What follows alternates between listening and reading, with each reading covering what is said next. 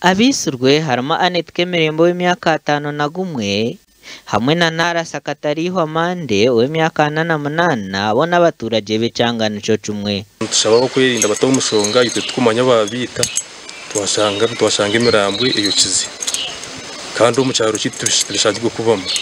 Bernard Tebebwa Orchiaman w'entebe yo kubanza habwe cyaro cya Rwenchwero nagira ngo harumwe abatura batwirenu batekateka ho bacifa ngo babire bari abarogo ngo kandi nk'ababembeze batwirenu bashitamo mu nshonga zabo okumara ubwire buringwa.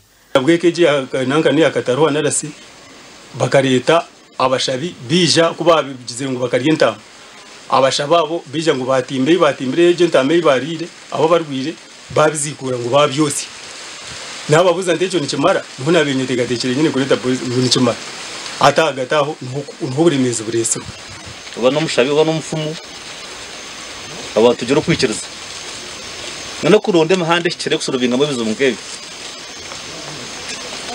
abantu bakora ikintu cy'ikorwa iki bimanye shaye jya hibari nabamanye turumuntu ukora bifite urumuntu gamba konka nubagira ngo dero ngo amubudero nira kugira cyo cyaraje kiza kubakwata.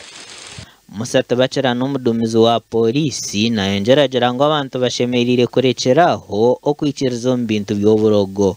Nahore story zentama ya white nahore story zaje tizibara nafukinete akintushwaza na munongo. Emitumbi y'abafa yatwarwa mu kabafahirwa rya Rwakabengo Here Center ya Kashatu okongera kuceberwa. Gasha kwa Dan Basiviye.